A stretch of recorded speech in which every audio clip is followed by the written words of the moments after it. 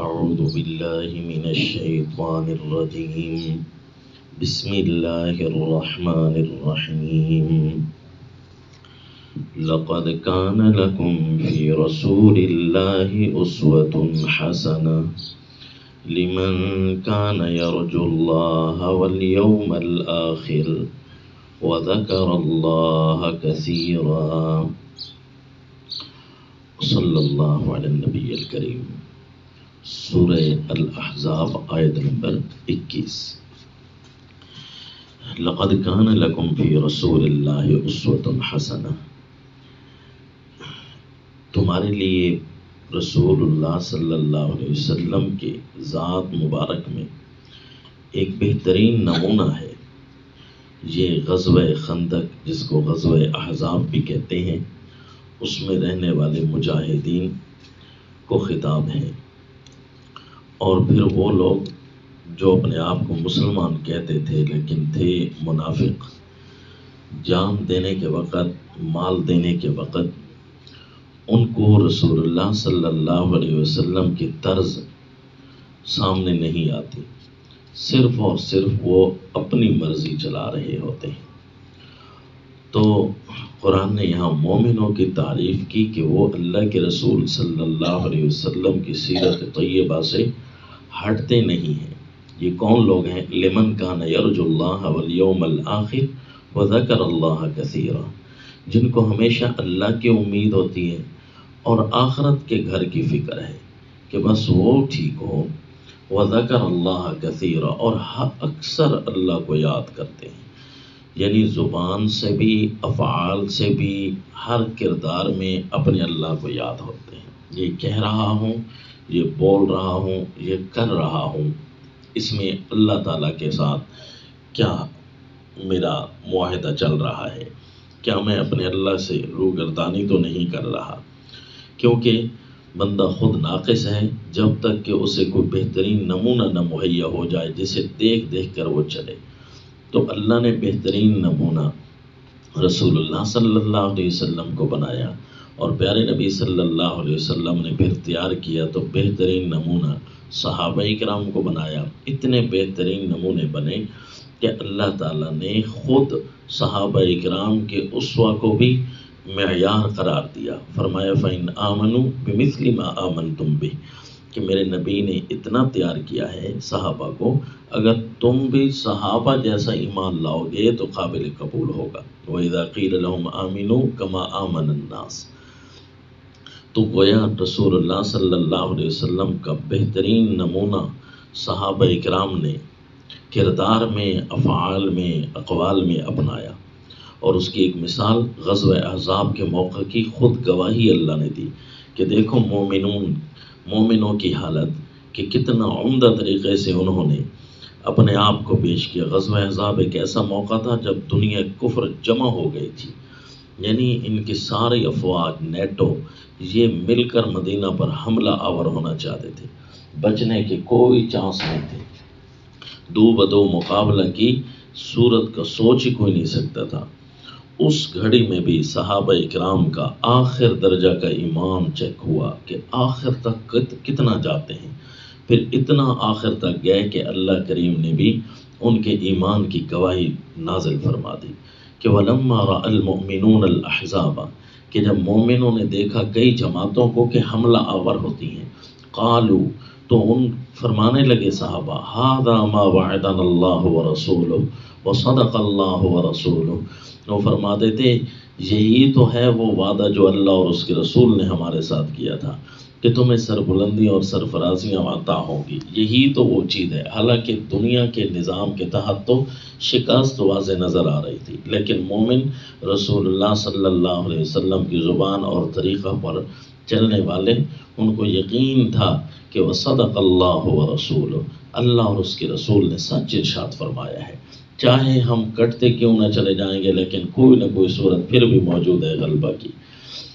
وَمَا زَادَهُمْ إِلَّا إِيمَانًا وَتَسْلِيمًا، پھر اللہ نے گواہی دی کہ صحابہ کی زیادتی صرف ایمان اور تسلیم میں ہوتی چلی گئی، وہاں کفر کی طاقت زیادہ ہوتی چلی گئی اور یہاں مومنوں کا ایمان اور تسلیم بڑھتا چلا گیا۔ کمال درجے کا ایمان تھا،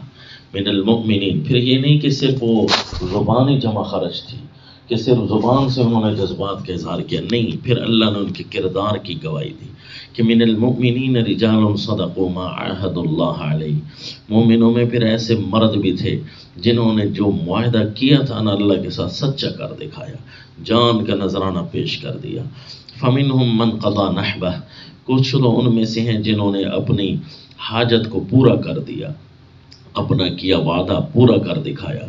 وَمِنْهُمْ مَنْ يَنْتَظِرُ، اور جو باقی بچے ان کی بھی صداقت کی گواہی اللہ دیتے ہیں کہ وہ بھی انتظار میں ہیں۔ وَمَا بَدَّلُوا تَبْدِيلًا، پھر ایک اور جملہ فرمایا کہ ذرہ بھر بھی صحابہ نے تبدیل نہیں کہ چھوٹا سا ذرہ ہوتا ہے، وَمَا بَدَّلُوا تَبْدِيلًا، اس کو بھی تبدیل نہیں کیا، جو انہوں نے اپنے اللہ کے ساتھ معاہدہ کیا تھا اس کو سچ کر دکھایا۔ لیجزی اللہ الصادقین بصدقہم، پھر انجام یہ نکلا کہ اللہ سچوں کو ان کی سچائی کا بدلہ پھر دے گا، وہ بہت اعلیٰ ہوگا۔ ویعذب المنافقین، اور منافق جو تھے جو ان حالات میں رسول اللہ کے طرز کو چھوڑ گئے، ذرا سی سختی آئی تو چھوڑ گئے، پھر اللہ ان کو یا تو عذاب دے گا انشاء او یتوب علیہم، اگر انہوں نے صدق دل سے توبہ کر لی تو اللہ ان کو معاف کر دے گا، جس طرح سورہ آل عمران آیت نمبر 179 میں ہے، ما کان اللہ لیذر المؤمنین علی ما انتم علیہ، مومنو جس حالت میں تم ہو اس حالت میں اللہ تمہیں چھوڑے گا نہیں، بلکہ اللہ تمہیں آزمائش میں آزمائش بھیجتا چلا جائے گا، حتیٰ یمیز الخبیث من الطیب،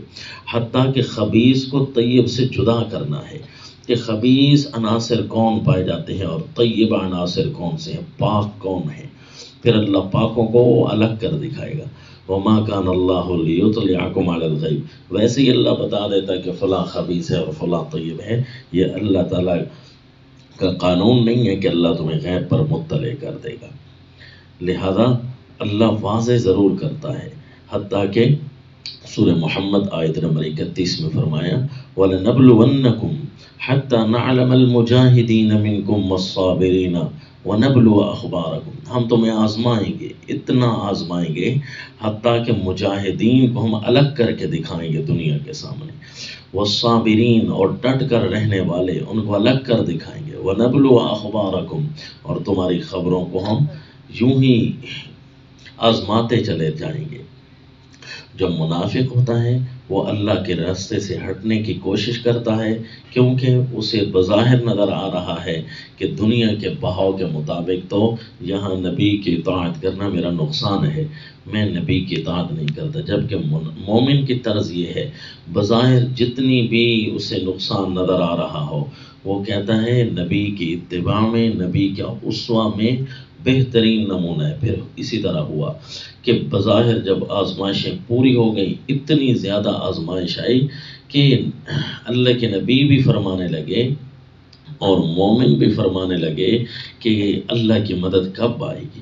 متی نصر اللہ، حتی یقول الرسول والذین آمنوا معه متی نصر اللہ۔ اور سورہ الاحزاب آیت نمبر 10 میں ہے کہ زاغت الابصار، آنکھیں کھلی رہ گئیں، یعنی دلوں میں تو اطمینان تھا نا، لیکن بظاہر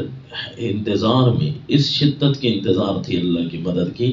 آنکھیں کھلی رہ گئیں، وبلغت القلوب الحناجر، اور دل ہنسلیوں تک آ گئے، وتظنون باللہ الظنون، اور اللہ پر کئی قسم کے گمان آنے لگ گئے، کب آئے گی مدد، لیٹ ہو گئی، یہ جلدی آئے گی، یہ اب آئے گی، یہ کل آئے گی۔ ہنالک ابتلی المؤمنون وزلزلوا زلزالا شدیدا، یہاں مومنوں کو آزمایا گیا اور خوب کر کے جھنجھوڑا گیا، پھر اچانک اللہ کریم نے اپنی مدد کا فیصلہ کر دیا۔ کیسے کہ مدد تو پہلے ہی جاری تھی، پھر اللہ نے حتمی فیصلے کی مدد بھیجی کہ جاءتکم جنود فارسلنا علیہم ریحا وجنودا لم تروها، جب وہ لشکر آئے نا پھر ہم نے ایک ہوا کی طاقت کو بھیجا، ایک طوفان بھیجا، وجنودا، اور ایسے لشکر بھیجے لم تروها جن کو تم نہیں دیکھ پا رہے تھے، جنہوں نے آ کر کفار کو تہس نہس کیا، کفار بھاگ پڑے، غزوہ احزاب میں ان کے خیمے، ان کی رسد، ان کی مدد، سب کچھ ان کا اڑ رہا تھا، جانور بھاگ رہے تھے، بندے ایک دوسرے پر گر رہے تھے، اس قدر طوفان شدید، خندق یعنی گڑھوں کے ایک طرف طوفان شدید اور دوسری طرف مومن پرامن بیٹھے ہوئے ہیں، اور وہاں فرشتے آئے ہوئے ہیں. حدیث پاک میں آیا کہ فرشتوں کو آپ صلی اللہ علیہ وسلم نے دیکھا، سیدنا جبرائیل امین کے آلات حرب لگائے ہوئے. یہ اتنی عظیم شان اللہ نے مدد بھیجی، یعنی اللہ آخر میں مدد بھیج دیتے ہیں. آزمائش جب پوری ہوتی ہے، قانون ہے قرآن کا کہ وَالْعَاقِبَةُ لِلْمُتَّقِينَ، بہترین جو انجام آخری نکلتا ہے وہ متقی لوگوں کے حق میں ہوتا ہے. وَمَا عَلَيْنَا إِلَّا الْبَلَاغُ.